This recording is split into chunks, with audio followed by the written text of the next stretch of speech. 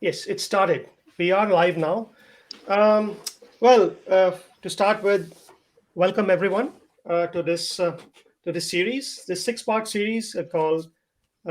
It's a series to understand learning, and the first in the series is just culture desirable for learning. Now, the context to this today's session is that I actually, for all my sins, I put a post out in November on LinkedIn where I talked about the idea of um, how, in a certain organization, people view the relationship between just culture and learning through the example of an accident. And I thought and felt that the output of messages that I received tells us something about how people understand or are misinformed about the notion of learning, culture, accidents, truth, justice, and just culture. So, for the last couple of months, I've spent some time reading on justice, culture, learning, etc. And I thought this would be a wonderful opportunity to gather people who have spent a lot of time in this area thinking about this idea. And hence, they invite to the panelists. And I'm so pleased that you were able to join. Um, so, in terms of the introduction, we have Diane Chadwick, who's the former director of human performance at BP. We have Greg Smith, an international lawyer in health and safety, the author of the book Safety um, Paper Safe, and he is the director of Wayland Legal. Oyster Hilduberg, who is the head of the Danish Maritime Acts Investigation Board, based in Copenhagen, Denmark. Neil Richardson, who is the director of Veda Consulting, based in the UK. Nektarios Karanikas, associate professor in health, safety, and environment at Queensland University of Technology in Australia. RJ Boer, who is the author of the book Safety Leadership, an academic and manager in higher education based in Netherlands. And Steve Shorrock, senior safety specialist and human factors at Eurocontrol, but also the chief editor of the very famous magazine Hindsight. Um, so I don't know about the convenient diversity, which is all around gender and ethnicity and nationality. But what I really wanted to achieve in this session was a cognitive diversity, and I think we have enough cognitive diversity in this space. We have a lawyer, we have an investigator, we have entrepreneurs, we have academic, we have researchers, and we have safety specialists. So I think there's a broad range of expertise. The only one that is missing, and I would have loved to have somebody from the front line, somebody who works on the operational end. Maybe next time I will think about it. So that's really the context, and I want to start uh, with the panel just to ask everyone's views on the question that I want to pose is just culture desirable for learning? And I want to start with Diane. Diane, would you like to offer your perspective on this? Thank you. Thank you, Nippin. Well, so it depends on how you define just culture. If it's the James Reason model with criminal law wording that primes the users towards punishment using words like violation or negligent or reckless, well, that gets in the way of learning because it just takes you straight to punishment. Or do we define it as what was developed in the aviation industry in the 1950s to 1970s, which is about encouraging open reporting and discussion of all adverse events to improve safety and to hold off on discipline until the workplace context was understood. And, I wonder how many of the people who are attending this event or listen to this as a podcast, how many of you think you actually have a just culture? But because you think you're listening, but instead you punish people who make mistakes and you ask who is accountable when things goes wrong. And of course, this leads to the hiding of incidents and it prevents learning. For the last 100 years, safety has focused on an incident reduction, like who did wrong point of view. And this has limited organizations' ability to grow in maturity since the truth behind most incidents does not get revealed. And the investigations stop when they found the presumed guilty person. And so you think, well, what is the purpose of a just culture? The the core mission is about learning. And let me give you a published case study from BP, because I think that will make it easier to think about, is just culture desirable for learning? What do we get from it? In BP, we had the reason process, but we found that it led to blame and victimization of the front line. And so we redesigned it with the workers and with the investigation team. And it became a set of questions rather than a flow chart. And you could answer yes or no to multiple of these questions. So you would see the system dynamics, you would see the different components of what led people to do what they did. What was the expectation clear? Was the procedure clear? Did people have the resources? Did they intend to do the right thing, but they got confused by alarms or by the equipment? And so this was all about learning. The redesign questions helped leaders understand what was really going on. And the published case study shows that over a period of 18 months, there were about 350 cases.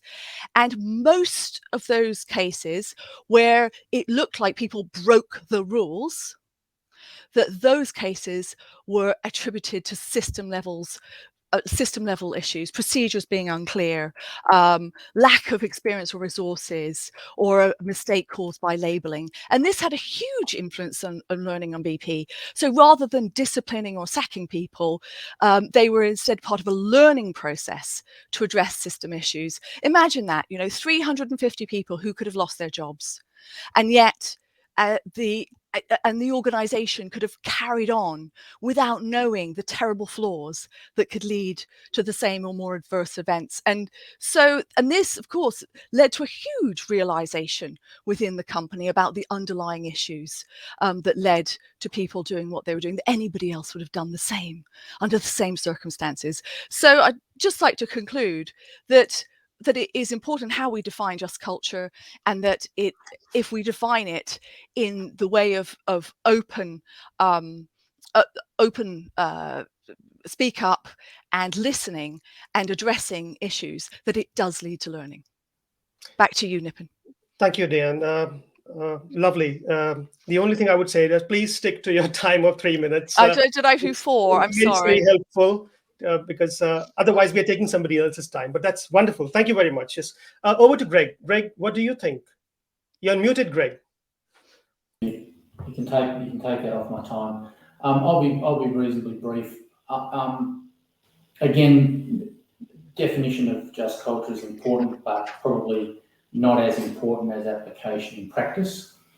And I think the idea of just culture is obviously a bit of a right-sizing response to the idea of a no-blame culture, because I think workers struggle if they don't see people being held accountable for errors that are blameworthy. And I think it's a nice idea, but I'm not comfortable with the concept that there is never any level of blame or attribution that needs to occur following an incident.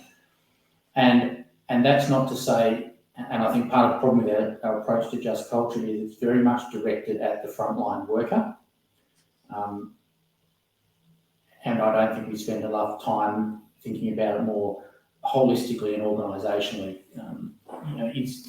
What does it mean for the ability of middle managers to speak up? What does it mean for the ability of senior executives to have honest conversations with boards? It's more pervasive than just not blaming a frontline worker for doing something. And I'm not quite sure we've captured that particularly well. But clearly, an atmosphere of trust and fairness has got to be critical, not just for learning from safety, but for learning from anything we want to understand in our organisation. Now, I'm not a social psychologist, I'm not a psychiatrist, I don't tend to understand all the human factors side of it very strongly. But we'll make one quick note and then I'll close out on my time. One of the challenges I think with just culture, however you frame it, is that it runs very hard and fast up against the typically not just a social but a legislative framework where we drop it. So, for example, if you're an organisation and you want to demonstrate that you're managing your risks as far as reasonably practicable, there's an expectation that that involves enforcement and discipline. There's an expectation, if you're standing up in front of a magistrate, that you can show here's the examples where we have disciplined and terminated employees for breaching our rules. In an employment context, the just culture inquiry, the genuine, honest inquiry to understand what's going on, compromises our ability in things like unfair dismissal claims and complaints that workers make against the organisation. So you're always balancing these issues.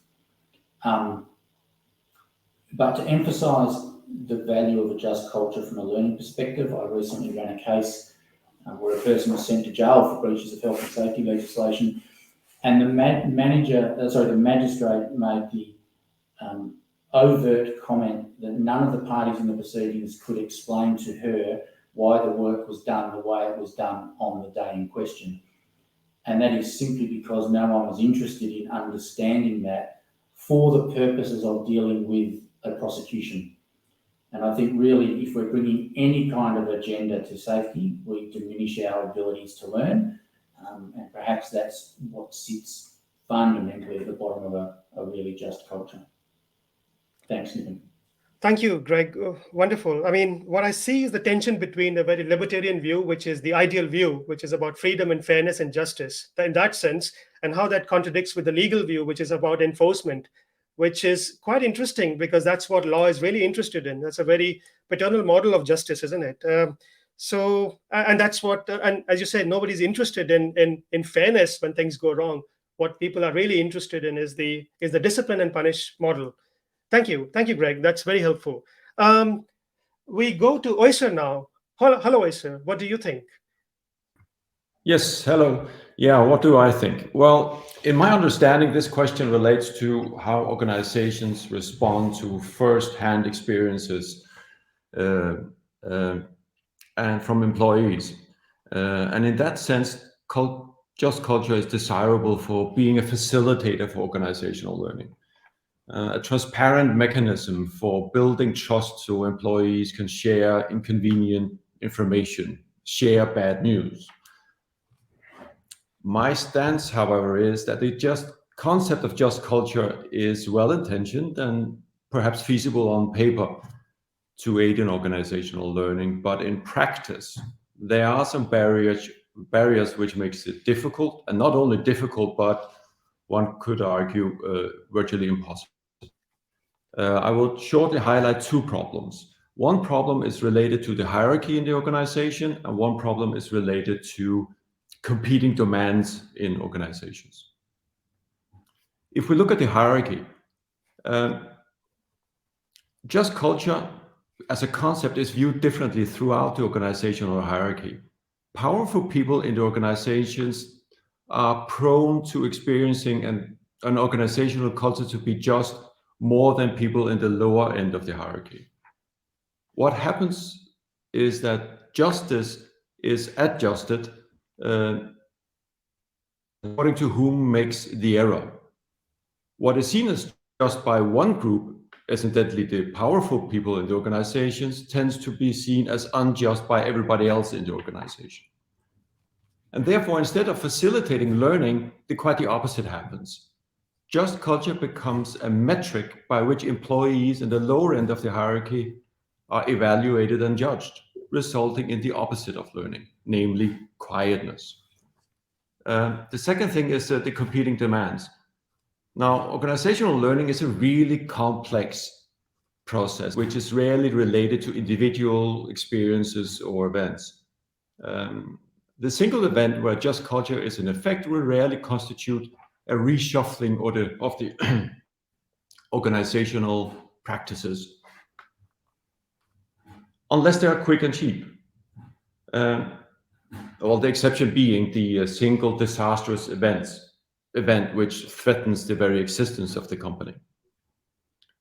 And in those cases, in the individual cases where just culture is actually needed, the company will tend to lean towards mitigating the judicial and liability issues rather than owning its own shortcomings, thereby missing out on the learning opportunity. So, in conclusion, just culture is likely to fail as a unifying concept to facilitate learning because of fundamentally different views in the hierarchy of what is just, and also because of the competing demands. Because learning is subjected to other competing demands in the organizations, especially in terms of judicial and liability issues. Thank you. Yes, that's the last part of what you said is very much attuned with what Greg also mentioned. But I think I also, what I'm hearing is that how difficult it is in an organizational context, or to expect an organization to deliver justice when the organization is designed to deliver goods and services faster, better, and cheaper. So the two are not really compatible, and well, not just compatible, it actually sits outside of what the organization really does. Um, that's great. Thank you, Oyster. That's very helpful. We go to Neil. Neil, what's your view? Yeah, hi Nippin, hi everyone. Yeah, it's a really interesting comments already coming out, I think. And for me, I think the answer sits somewhere in what are we actually trying to learn and what we're learning from. You often see just culture spoken of in a legal sense or after the event, but I'd argue if you're talking about it then, the whole point of just culture has been missed. The whole point is to learn prior to the event. It's the systemic issues, it's the behaviors, it's the attitude, it's the dynamics of the organization that are creating unsafe outcomes that we're trying to get into. So if we're not prepared to learn up front, it's too late. It's too late when it's gone wrong. There's so much more at stake. There's legal issues, there's emotion, there's potential next of kin issues. And all of that is just not really going to allow any kind of just culture principle to gain traction. So for me, it's about the upfront learning, looking for things such as practical drift and why it's happening and getting into that before we get to the point where some kind of catastrophic failure is more likely. But also, I think one of the things that we see on Oessur's point there is that just culture tends to be trained to people. You can't train a just culture. It's a belief system. And that kind of goes back to the point of hierarchy. If the entire organization, and I mean the entire organization, cannot align to a belief of what just culture looks like in their context, it's not going to work. You can't have a flow chart on the wall that people follow when it's gone wrong. That's just never going to work. You can't leave it down to a safety manager to change culture. That's not going to work. It's got to be an inbred belief, and that alone will take years to cultivate, to nurture and mature. And if we don't start somewhere with being just, you can't learn how to be better at being just, if that makes sense. You've got to practice it and dare I say, fall over your own shoelaces a little bit to be better at being just. It's a journey, it's a program.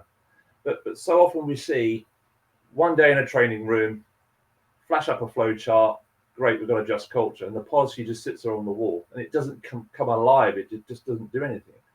So for me, I think there's some fundamental questions here in terms of what's the purpose of a just culture.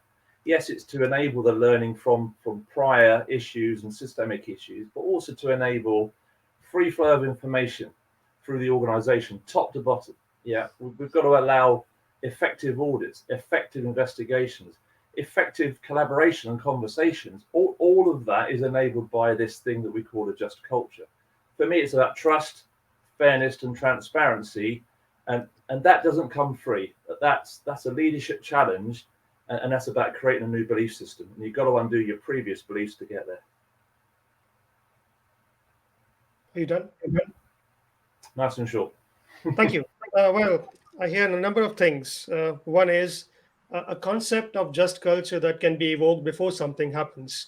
That's an interesting concept because I'm not sure how to get around that because of the term just and unjust.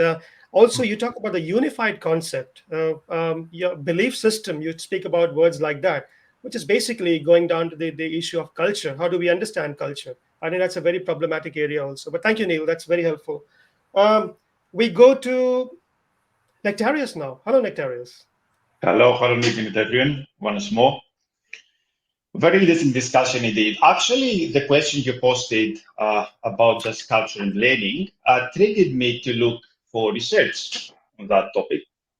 I was quite sure I hadn't come across anything relevant. And indeed, apart from some opinions and some discussion papers, from an academic perspective, there is no research connecting just culture and learning.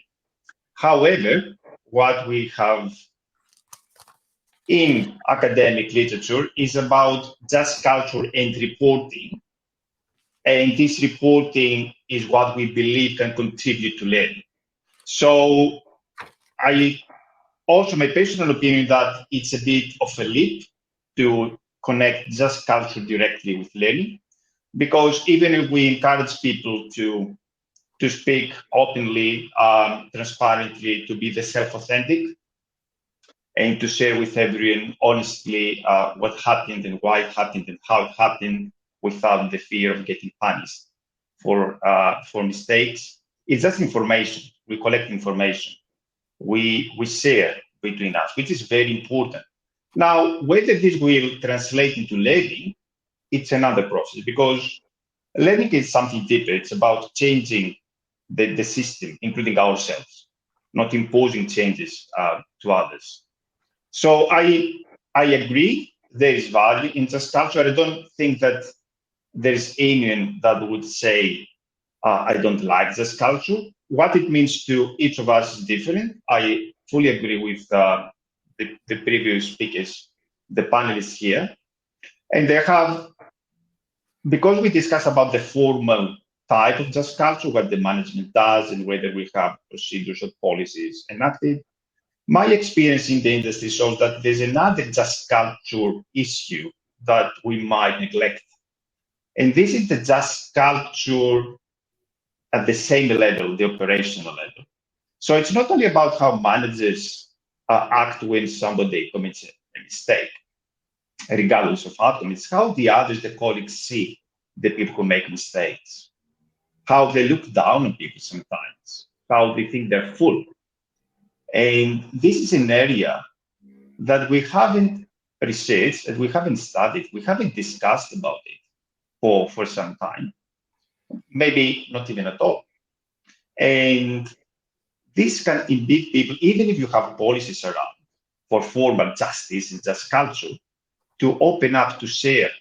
And it's easier to share with my colleagues if I feel an environment that I'm not, let's say, judged in terms of punishment, not the formal punishment, but the way people behave towards me, to share with them what happened yesterday. It doesn't have to be a formal investigation.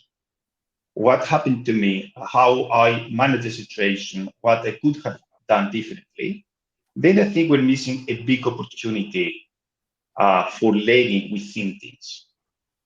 That's for me. Thank you. What I hear is the difficulty of translating the information that we collect in the name of safety and reporting and really turn it into some kind of a meaningful change. That is a struggle. And what I'm also hearing, and it's something I hear from you often when we speak, is the power of introspection and reflection, which is, are we really reflecting enough to understand how we learn from our mistakes? And that is something interesting. Thank you, Nektarios. That's very helpful. We go to RJ. RJ, what's your view?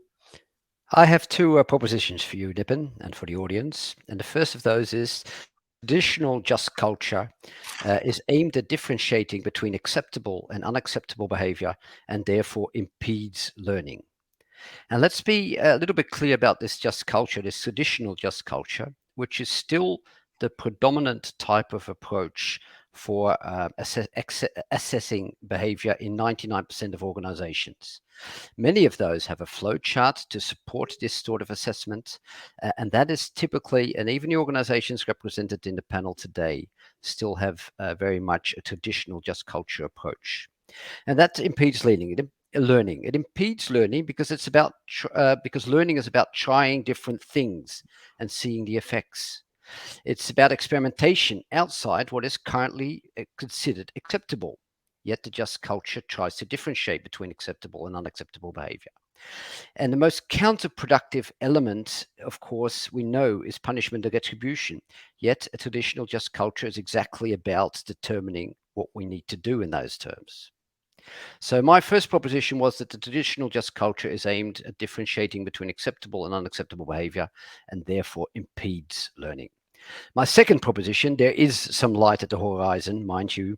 My second proposition is that restorative practice, also called restorative just culture, is actually very beneficial, is desirable for learning.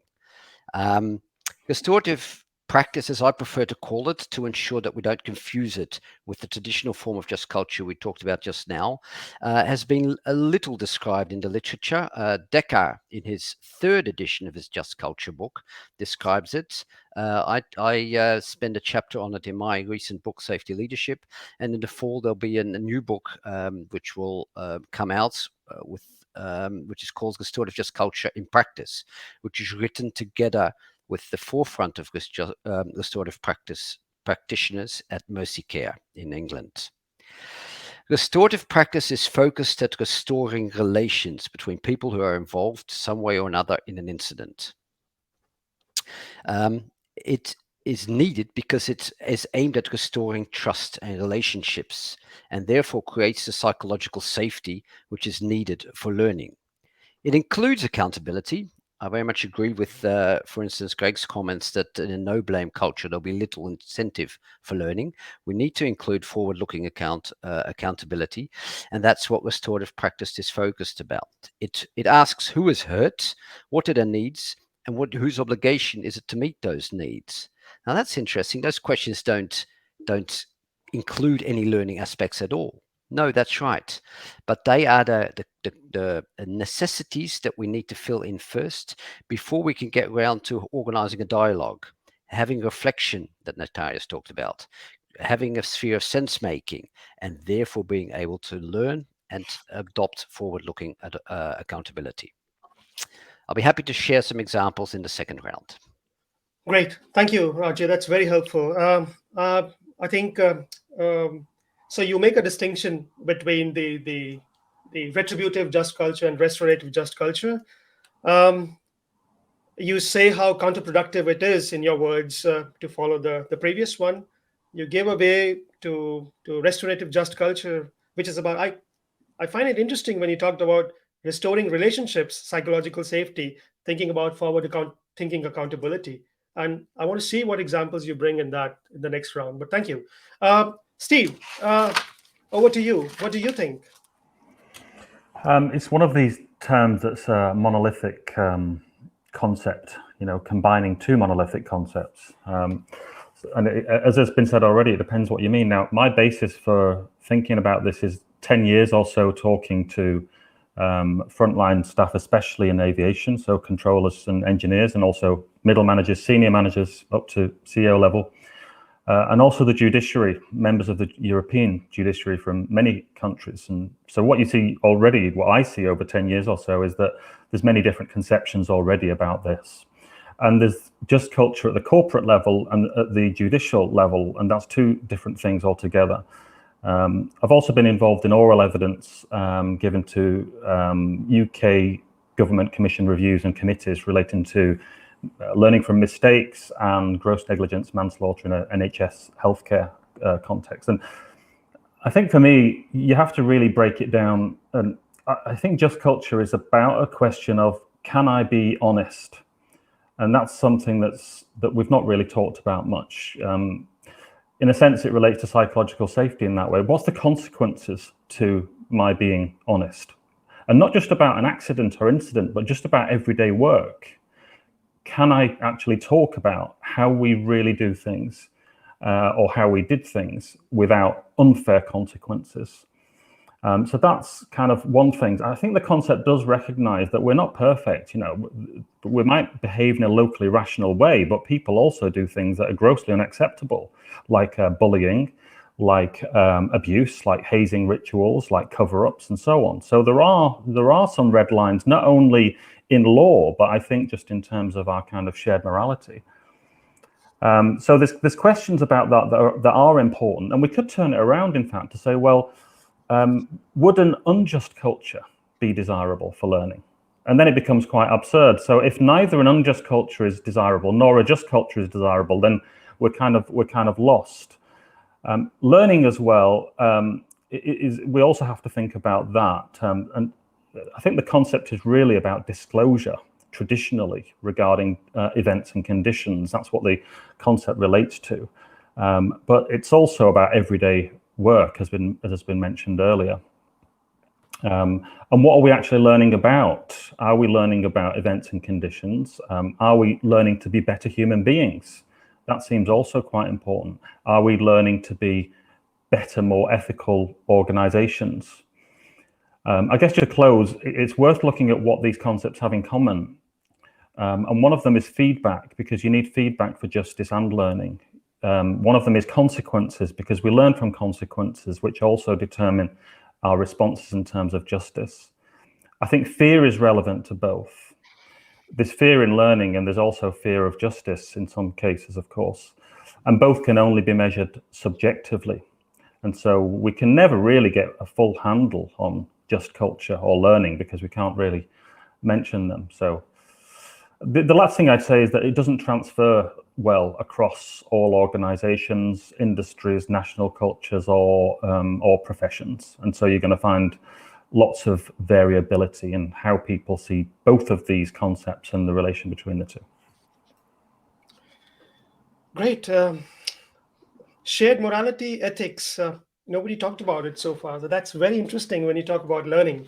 That's very powerful, actually, even to start with the concept of looking at learning to be better human beings. What a powerful statement. Let's go back again once more, another round. And this time we will start with Diane once again and go. Diane, you have a choice. Would you like me to ask a question, or would you like to build upon your... I'm going to build. Great. So what I'm going to do is I'm going to build on Steve, and I'm going to build on Oessur, and I'm going to build on a comment in the chat. Okay.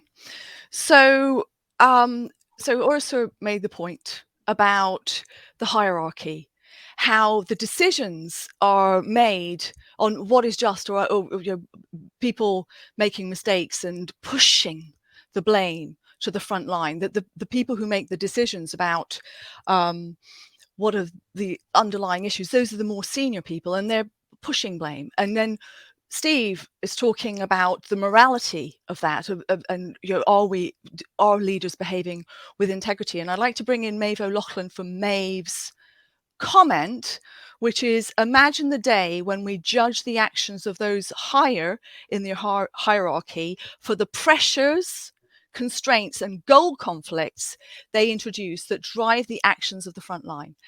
So here's where the practice that I have can shed some light. That we learned from Schlumberger, we learned from other companies who were in fact escalating the conversation on just culture up the hierarchy. And so instead of it just being pushed down to the people who were touching the valves, actually say, well, hang on, why were those valves not maintained to the level that they should? What was the resourcing decision? Why did there only one person on this job instead of two? How was the scheduling worked? And so we worked up the organization. And so in BP, there was the escalation of accountability through the just culture process. And that makes a huge difference in terms of understanding those organizational issues and addressing those organizational issues. So I just wanted to address those points, because it does come to morality, Steve. And because people think they're very good, but we all think we're nice people, but it's when these kind of conflicts are discussed more openly that we understand what the impact of what we're doing. So back to you, Nippin. Yes, I hear the word escalation of accountability upwards. Interesting, Diane. Thank you. Greg, what are your thoughts? Thanks, Nippin. It's an interesting conversation. I've got more of an observation than to flesh out anything, just based on what I've been hearing. But I'm just really curious to throw out there this idea that, because we talk about conversation, we talk about trust, we talk about being better people and learning to be better organisations, and I'm just curious about the extent to which safety's.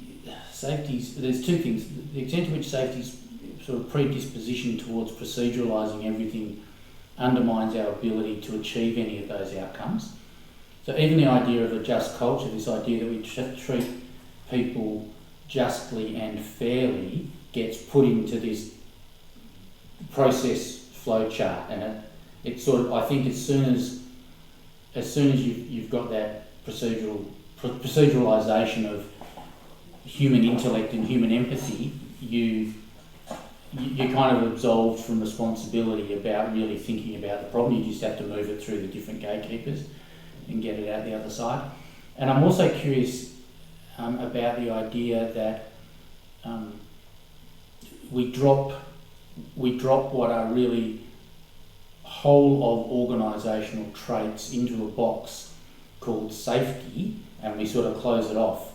So instead of, we say a just culture, and we stick it there and we say, right, that's what you do when something happens in safety. You apply this model, as opposed to saying organisationally and institutionally, what do we want? Now, you wouldn't do it to your own family. You wouldn't box up different elements and say we'll have a just culture when it comes to that, and then it's a free-for-all over here. And it seems to me that in safety we're very good. I don't think safety's alone. I think human resources does it as well. But at taking what are ostensibly reasonably straightforward concepts and good ideas like safety culture, like safety culture conversations, and others, and sticking a safety label on them and proceduralising them, and effectively sucking the life out of those and turning them into a bureaucratic set of gates that we have to pass through. I'm not sure that it answers any questions, but I think it's a different way of thinking about some of these concepts we struggle with. Absolutely, that makes a lot of sense. You're talking about how morality and justice, when you look at the term just culture tree, a flow chart or a model, it's almost kind of an oxymoron. The two don't come together very well. But it's so consistent with what modern justice is. Modern justice is not necessarily about a fair result anymore. I think it is largely a product of what's called procedural fairness. So long as you go through the processes, and then the outcome is just. But I'm not necessarily sure it represents a layperson's interpretation of what's right or proper. Yeah, and we see that a lot in the marine world, the utilitarian view on justice and just culture. Thank you, Greg. This is very helpful. We go to Oyster now. Oyster, do you have any thoughts from the discussion so far? Yeah, absolutely. I am from the maritime domain, and we cannot, and I won't attempt to generalize across other domains. I will make 2 points. One is I would point out the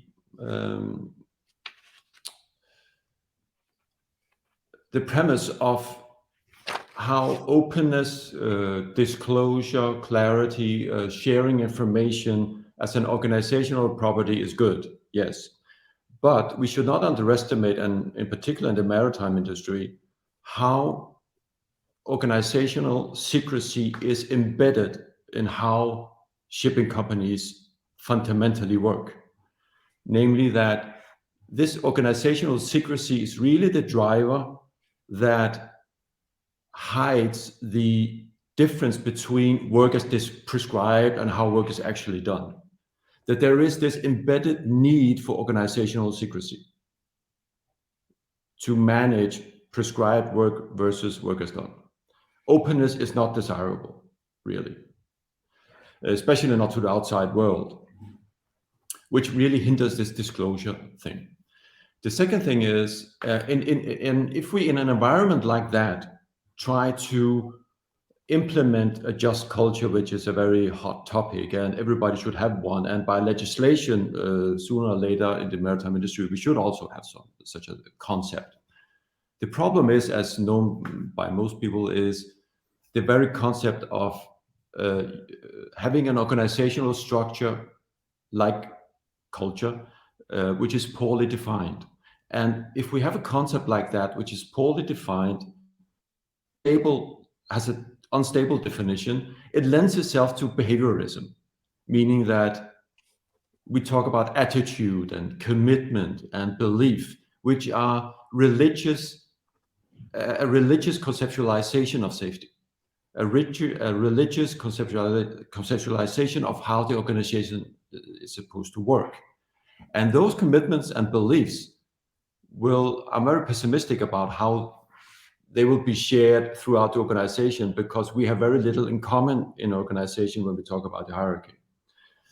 So even though we can buy campaigns and posters and seminars, try to instill a certain religious belief within the organization, I'm afraid that will be inherently difficult.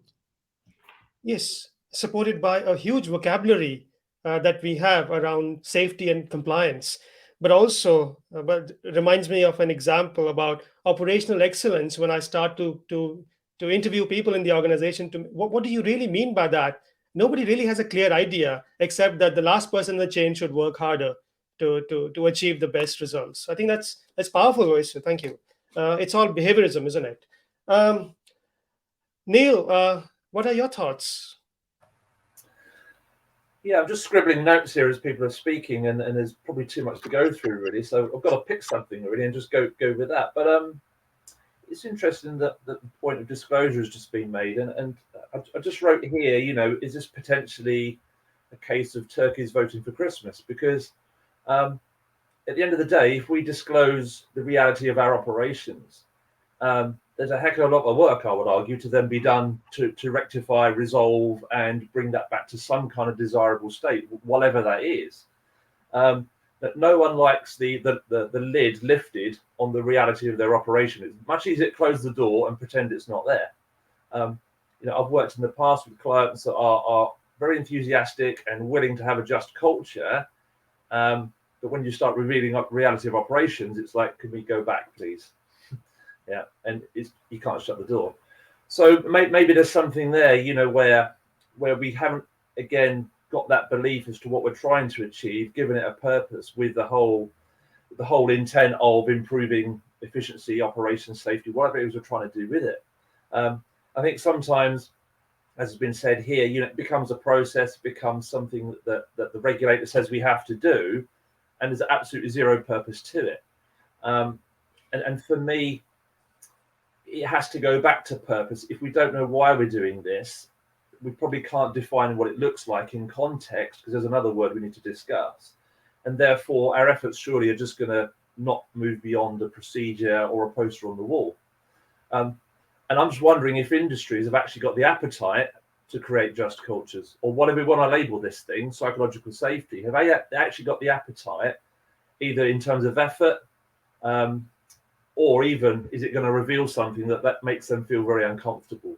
And I think maybe there's something there.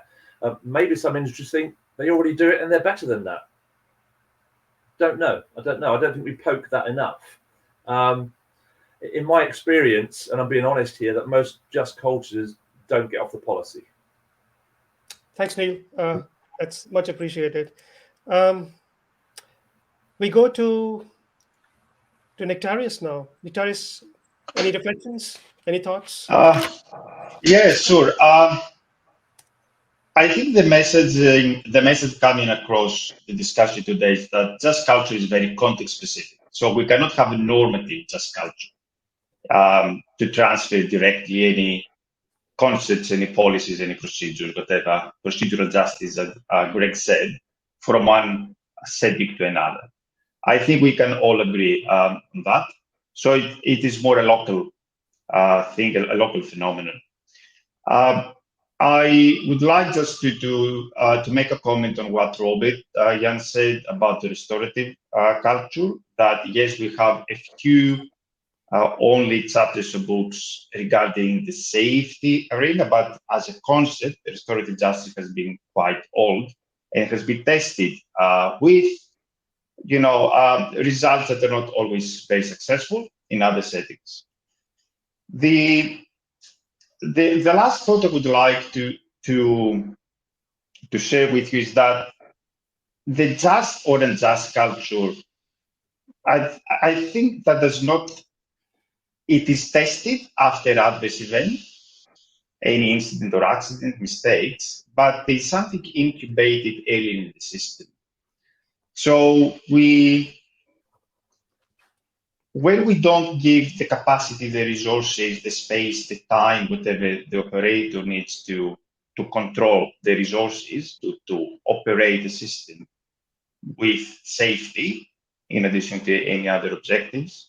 And when we have the illusion that a trained, certified profession can deal with everything, actually it's injustice rooted in the system, because the expectations we raise towards the operators, then, like, you agreed, you were trained, you attended the education, you signed off, you completed something, is no problem now.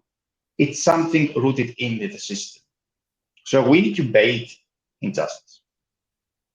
And we just test our just culture retrospectively after bad things happen. Thank you. Interesting, and very very different from Neil's idea, which is to try and do something about this concept before something happens. I think that's an interesting dynamic, Nektarios. Thank you. We go to RJ. What you wanted to share an example, RJ, right? Correct, yeah. Imagine that you see a road worker crossing a freeway amidst oncoming traffic. How would you approach that in a just culture setting? Well, you would call him in and start talking about what sort of punishment would be justified under those circumstances. In a restorative practice approach, we would use much more what Greg was saying, the empathy, the human interaction, and trying to understand why it made sense for him at the time. And this is a real life example, mind you. We would also, in that discussion, make clear that from a road board perspective, the crossing of a freeway is really damaging. It is not the way that we believe that work needs to be done, nor is it the way that we believe that our road workers, be it subcontractors or own people, be perceived by the public, or the way that we would want to be read about in the papers. Of course not. And in that discussion, we would be able to allow the road worker to tell his account. And he would actually say that he went to his boss to ask for permission to do this despite the oncoming traffic, because otherwise the road works would be delayed by another 4 hours. And he would say that he was actually waiting for a crash absorber car to come and help him do this, but that through errors in the road board's own internal workings, this hadn't been planned correctly, and that was why this delay had occurred. His crossing of the freeway was intentional, and in that sense, in differentiating between acceptable and unacceptable behavior in a just culture approach, we could be very clear about it. But it was also with the very best intentions and with the goal conflicts which are inherent in everyday work just about all the time. We as a road board would make clear that this could not happen again, that this was a once but never again type of action, and that would impose the forward-looking accountability on not just the road worker himself, but also his boss and the rest of the subcontractors. And we would be able to address the errors in planning, and we would now have the disclosure to pass on these learnings to other subcontractors for the road board and to our internal organization. And so this example shows you how, by first rebuilding trusted relationships and allowing people to tell their accounts and not being focused on is it acceptable or unacceptable behavior and what should the consequences be, that we are able in a somewhat indirect manner to create many more learnings for the organization than we would be able to in the traditional approach. And so, as you might imagine, I'm all for restorative practice, and I'm looking forward to helping more organizations to implement it. Yes, thank you, Rajay. What I hear is a very Kantian perspective on just culture from what you just said. Is the intent that matters more than the consequence of it. I would ponder upon it a little bit more, but thank you. That's very, very well received. Steve, what's your view? I'd just like to go back briefly to the issue of fear and honesty. I think just culture is one of these concepts that can be over bureaucratized and over intellectualized. And what's interesting to me is to imagine a conversation or a setting where you sit down together, mixed professions, mixed hierarchies and so on, and maybe start with the question, are you prepared for me to be honest about how I have to work on an everyday basis? Forget about incidents, because incidents just emerge from everyday practice. So it's not, I mean, it's relevant, but it goes back beyond that. And if you are, then how can we have the conversation and remove fear from that conversation to talk about everyday work and the kinds of things that we have to do? That's something that I think is more interesting to me than certainly any kind of flowchart or any kind of committee. And that applies to those at the top. I mean, everybody's making trade-offs, shortcuts, workarounds all the time, whether they're a CEO, whether they're a judge, a prosecutor, frontline operator, safety specialist, or anybody else. Doesn't matter. The other thing is that's about the humanizing this is we tend not to think about this from the perspective of those who are harmed but are not workers. So in a healthcare context, for instance, that's the families of people who have died or been severely injured in medical accidents, for instance, or incidents. I think by the over-bureaucratization and legalistic approach, what can be missing from their point of view, and I'm in touch with several families, for instance, is a simple apology. Now, this is quite bizarre, because if I were to bump into any of you on the street, or certainly drive into your car, the first thing that I would do is apologize if I thought that, you know, that my carelessness or my inattention or whatever had something to do with that. That's just natural human behavior. Now, when somebody when somebody dies in hospital, or when somebody is abused in a care setting, for instance, by staff, which happens quite a lot, the apology either is not there or it's some kind of non-apology. So that's needed for justice. And also amends is needed, that we have to make amends. And again, that has to be genuine, and going back to RJ's comment about restorative practice. These are very old concepts that go back beyond ideas of safety and just culture. And justice is a very old concept that goes back at least as long as safety, you know, since we had to escape saber-toothed tigers and everything else.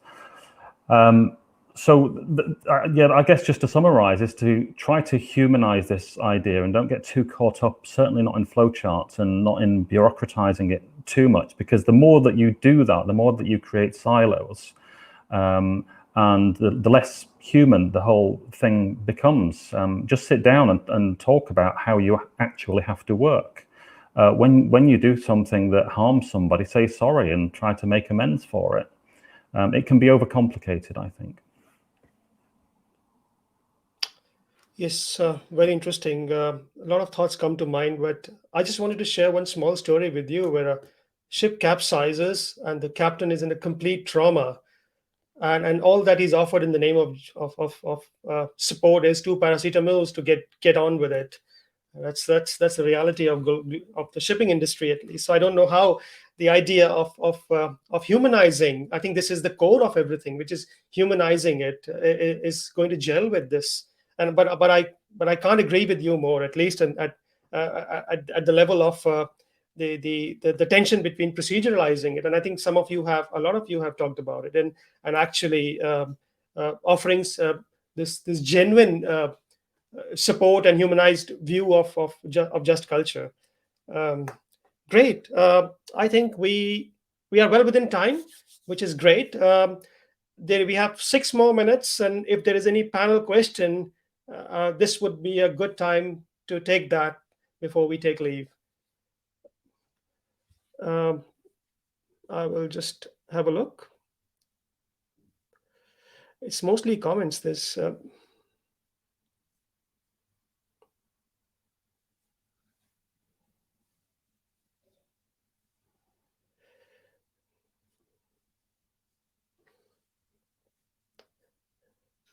Okay. I mean, I wonder when people are listening to this, they think, "Well, how do we do this?" And I wonder whether a short, 2 or 3 points on that. I mean, sometimes it's emergent, like the Camp Bastion case study. Sometimes it's about a management stand. Well, we have so many repeat incidents and so much blame. We know that we're behaving as if we're the victims of the bad things that the front line are doing, but actually we're the ones who decide the resources. We're going to take a stand on this. We are going to behave in a more moral way and look at all the influences. Or the third way, which is putting in a process and that educating the organization, as the BP case study. So, and the middle one is the Siemens case study, where there's the management stand. So I wonder whether that's a helpful comment to the many people who are listening to this. Was it, how do we do it? And I think there's not just one way. I think it depends on the organization, and so that's my offer. Yeah, absolutely. I think it's a good point. The idea really is to ponder over the differences and ask some serious questions within. I think it's in my mind at least, it's not an idea to offer solutions. To help people understand how complicated a topic this is, and it's so uh, depends upon the organizational context, national context, and many other variables. I think we have given people enough food for thought to think about these things, which was precisely the idea for this conversation.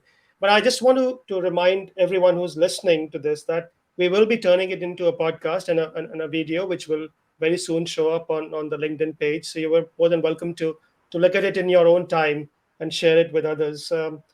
But I feel we have achieved so much. Just open up the discussion in this first 1 hour, and then see how it goes as we move forward. I mean, I would love to interact with just all of you and do another round of this and see where this goes from here. But very, very grateful to all of you for taking the time for this serious discussion. Often we are told on LinkedIn that it's all about echo chambers and people just agreeing with each other. I think that wasn't the case today. We all had a different perspective on it. That was quite good. I'm very happy with it. So thank you once again for joining. It's a pleasure to see you all, and thank you everyone who's listening. Thank you for your time. Yes. Thanks, everyone. Thank you. Thanks all.